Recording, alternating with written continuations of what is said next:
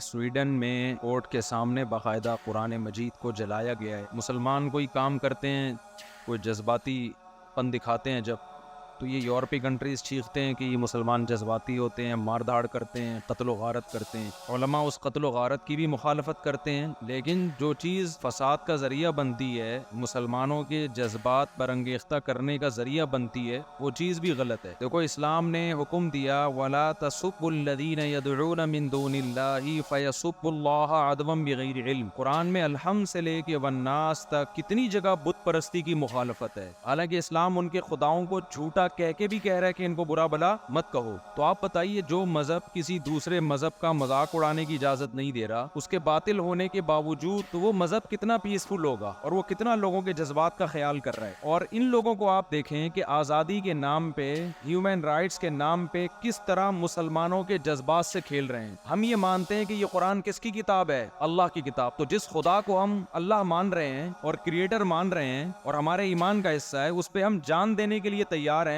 تو ہم یہ برداشت کر لیں گے کہ اس خدا کے کلام کو ہماری نظروں کے سامنے جلایا جائے؟ یہ برداشت کر لیں گے ہم کیا؟ یہ کوئی جھوٹے مذہب کا ماننے والا تو برداشت کر لے گا جس کو اپنی کتاب کے اللہ کی کتاب ہونے کا یقین نہ ہو۔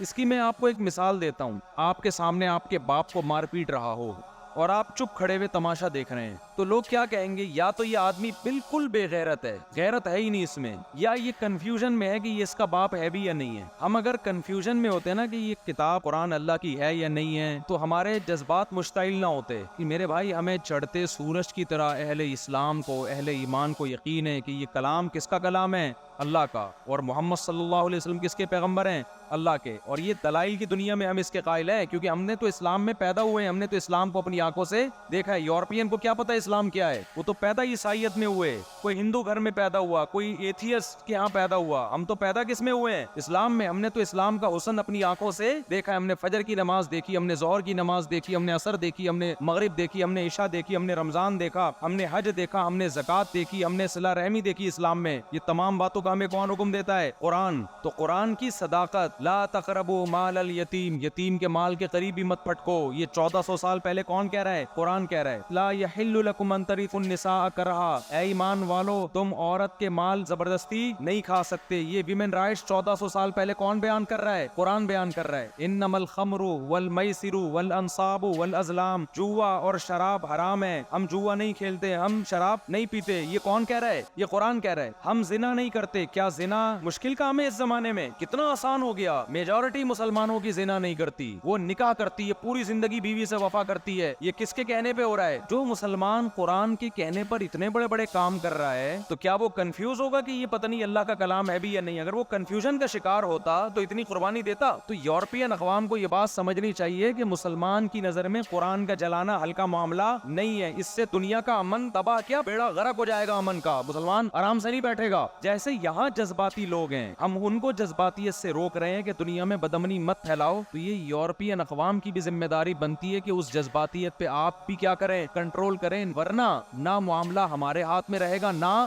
آپ کے ہاتھ میں رہے گا۔ ہٹلر نے جنگ کا آغاز کیا تھا نا، وہ بھگتنا ساری دنیا کو پڑا ہے۔ خدا کی قسم اس سے بڑی جنگ دنیا میں چھڑ سکتی ہے اگر اس طرح سے قرآن کو جلایا جاتا رہا اور محمد صلی اللہ علیہ وسلم کی توہین کی جاتی رہی، اور اس جنگ کے ہم ذمہ دار نہیں ہیں۔ ہم تھوڑی کہتے ہیں لوگوں سے کہ لڑو، لیگل راستہ اختیار کرو، قانونی راستہ اختیار کرو۔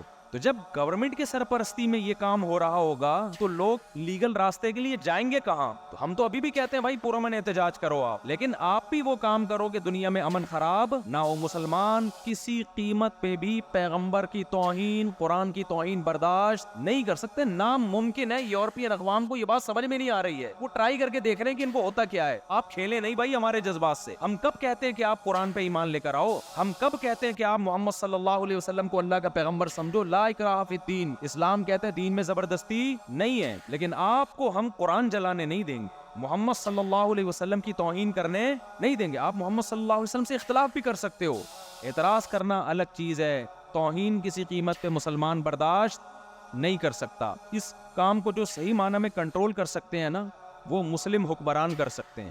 ماضی میں عمران خان نے سابق وزیر اعظم نے آواز اٹھائی تھی, وزیر خارجہ کو چاہیے آواز اٹھائے, سویڈن کے وزیر خارجہ سے ملے, وہ سعودی عرب کو چاہیے احتجاج کرے, یو اے ای کو چاہیے احتجاج کرے, مصر کو چاہیے احتجاج کرے. دنیا کے جب سارے اسلامی کنٹریز کے سربراہان دباؤ ڈالیں گے, اس عمل سے روکنے کے لیے قانون سازی کرے گی, اور جو جس شخص نے یہ کام کیا اس کو پکڑ کے سزا دے گی. وہ اس سے مسلمانوں کے جذبات ٹھنڈے ہوں گے, کیونکہ حکومتی لیول پہ جو کام کیا جاتا ہے وہ آرگنائزڈ ہوتا ہے, وہ تمیز سے کام ہوتا ہے اور اس کا اثر زیادہ ہوتا ہے. عوام جب اپنے طور پہ توڑ پھوڑ, مار دھار, قتل و غارت شروع کرتی ہے, اس کے فائدے کم ہوتے ہیں, سائیڈ افیکٹ اس کے بہت خطرناک ہوتے ہیں, بہت گھناؤنے نتائج ہوتے ہیں اس کے. ہمارے سفیر کو چاہیے آواز اٹھائے, سویڈن کے سفیر سے ملے, دباؤ ڈالا جائے, یونائٹڈ نیشن میں اس مسئلے کو اٹھایا جائے کہ ہماری نظر میں یہ مسئلہ ہلکا نہیں ہے. دیکھیں پوری دنیا میں چند اصول ایسے ہیں جن کو ساری دنیا مانتی ہے, یونائٹڈ نیشن مانتی ہے.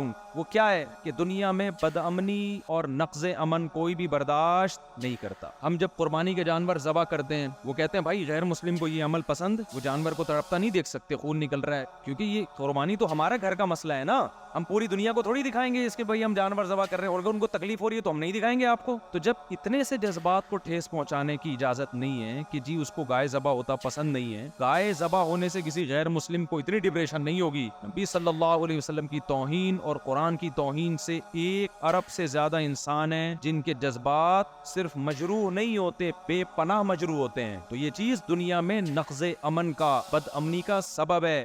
یہ ایسی چیز ہے جس کو غیر مسلم بھی مانے گا اگر اس میں عقل ہوگی. کیسے مسلمانوں کا دل جیت لیا نیوزی لینڈ کی گورنمنٹ نے, کتنا پروٹوکول دیا مسلمانوں کو. ایک دہشت گرد نے گھس کے مسجد میں چند مسلمانوں کو قتل کیا. ساری دنیا کے مسلمان نیوزی لینڈ گورنمنٹ کو سپورٹ کرتے ہیں اور تعریف کرتے ہیں, یار نیوزی لینڈ گورنمنٹ نے ہمارے دل جیت لی. تو اگر سویڈن کی گورنمنٹ یہ کام کرے گی, بھائی دنیا میں بد امنی کا ذریعہ بنو گے, ساری دنیا آپ کو برا بھلا کہے گی, ساری دنیا آپ لعنت بھیجے گی.